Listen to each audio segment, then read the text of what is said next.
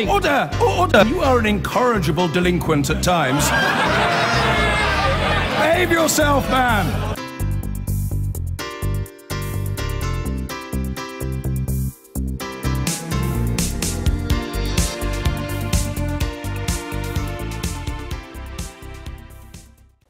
Now, Labour's Shadow Chancellor John McDonnell ran Jeremy Corbyn's leadership campaign on a platform fighting not just austerity, but capitalism. Now, though, he wants to be the new voice of fiscal responsibility and says he's going to rewrite the economic rules. In a moment, we'll be talking to John McDonnell's number two, the Shadow Chief Secretary to the Treasury. But first, let's hear what Mr McDonnell had to say to Andrew Marr. It's a wider ambition than just Labour's fiscal credibility. I want to try and restore credibility to economic policy making generally, not just within the Labour Party, but across politics too, because we've had too long, for example, like the last 6 years where we've had fiscal rules in which have not been met, deficits not been resolved, that sort of thing. So I'm trying to encourage a better economic debate. With regard to the Labour Party, what I've said is quite clearly, when we go back into government, we'll eliminate the deficit, we'll reduce debt, and we'll ensure that that's supervised independently by the Office of Budget Review. That's budgetary discipline. And Labour's Shadow Chief Secretary, Seema Malhotra, joins now. Welcome to the Sunday Politics. Good morning, Andrew. So you'd balance current spending with the revenues and you'd borrow to invest. How does that differ from Mr Brown and Mr Bowles? You're absolutely right about there being two key parts to the new fiscal credibility rule. And in a sense, this builds on very much where we have been before. It also responds to the criticisms that were made of George Osborne's fiscal charter, where he was criticised in October for tying his own hands, not allowing for investment. In a sense, this has two key differences.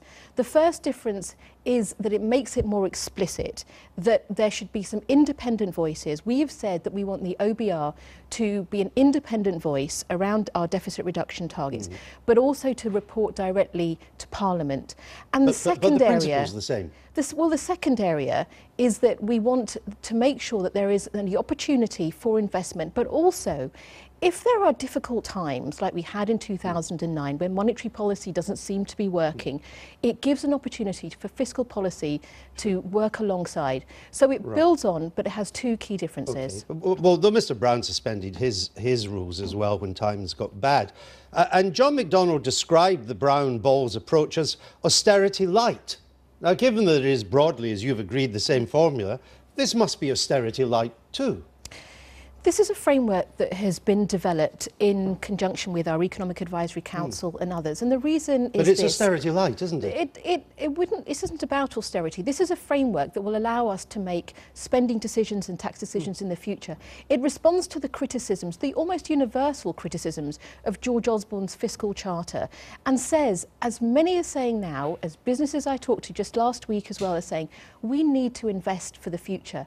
Now, we are part of the mainstream on this issue. Understand all that. If I can just finish on this. But Mr Brown and Mr Bowles also wanted to borrow to invest, and that was criticised by your Shadow Chancellor as austerity light. So it would seem to me to follow that if that was austerity light, this is austerity light, surely. I want to be very clear that this is about saying we need to invest for growth in the future. We are in a situation where George Osborne is blaming everybody but himself for not looking at what are important drivers of growth in Britain. We want to see investment, and it's not just us, it's the CBI, the TUC, the British Chambers of Commerce, and even Mark Field, George Osborne's own member of Parliament for the Tory party. He has said what we have seen are warm words. He has talked about investment, he's talked about an export-led strategy. Instead, we have a recovery that's built on debt, household debt. How much is public investment at the moment? Well, public investment is at around 30 billion if you take into account some of the difference between current spending and other investment. It's 34 billion in public investment at the moment. Yes, if you it's take about 2% of our GDP. And it should be much higher. By how much? And it should be much higher. More should it be? It should be higher. What we have said is that there is no excuse for what George Osborne has done. No, he has cut. No, I'm not asking about Mr Osborne. If I ever interview him, I'll ask him. I'm asking about your policy. Yeah. 34 billion at the moment, rising to 40 billion by 2020. And it focuses, how much more would it be? And it focuses on where we have said it needs to be as a percentage of GDP.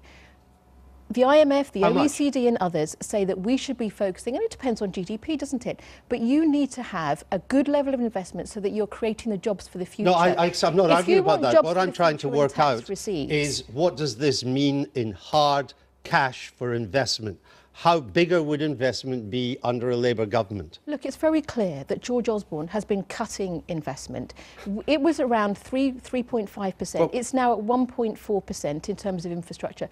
If you want the jobs of the future coming through research, development, infrastructure, those skills, if you I agree want, with all that. you I'm want not to arguing turn about around that. the situation I'm where asking young you, people... by how much more would public investment increase under this formula? But what we've said is that you need to make sure that you've got a balance for where the economy needs investment so that you can get the tax receipts and the growth for the future. You had economists today, this morning, saying that George Osborne has... If you talk about fairness in the future as two things I'm here for to this talk budget, about Labour's policy, that's not true. Mr Osborne's That's policy. true. So let's but stick he has to not this. focused on the drivers of growth, nor has there been balanced growth. If you want a balanced budget, you need to balance growth. All right, but let me ask you this. He has failed on that. Let's stick with Labour, because that's what you're here to talk about. John McDonnell has made a distinction between short-term investment and long-term investment. What's the difference? What's a short-term investment? What's a long-term investment? What we've said is that you want to see investment that's going to see us having a big stake in the future. If you want to look at energy investment, then you're talking at 20, 30 years for stability in that investment. But what's the difference between a short-term investment and a long-term investment? Well, look, you can see short-term and long-term investment based on how you might support companies or entrepreneurs, but also how you might support the long-term growth. Well, how you might support the long-term growth for the country as well. If you're talking about rail and roads and infrastructure, you will be aware, I'm sure, Andrew, of the reports that showed recently that we have fewer buses than 2010, that our rolling stock on our trains are in poorer condition. People are spending longer to get to work. It's costing them more. The trains are more crowded. That should be a wake-up call to George Osborne that he is not working in the interest of the British public. Right. And people will be rightly asking if his decisions are based on his political interests, not the country's future. Well, he'd be the first Chancellor that didn't base it on political interest if it was. But you would balance current spending, day-to-day spending, which at the moment there is a deficit. What would you cut to balance current spending? You can do two things to balance current spending, and you are right on this. The first is about your spending decisions. The second is about your tax receipts. What we're arguing is that if you want to see tax receipts grow, George Osborne has seen them fall as a result of the lack of productivity growth, where we've actually gone backwards. Tax receipts are rising. Where we've actually gone backwards. But what would you cut? It's a simple question. You'd raise some taxes. We would want to see that growth increases and that you see increase in tax receipts. Okay. You cannot spend if it's not within your means. And what... I'll try one more time. What would you cut? If I can just finish... If you cannot spend if it was not within your means, and what this weekend's announcement from the Labour Party was about is saying it's about how we earn our way in the world and survive in a competitive economy. I don't think you're going to tell me. But we'll leave it there. Seema Malhotra, thank you very much. I've been getting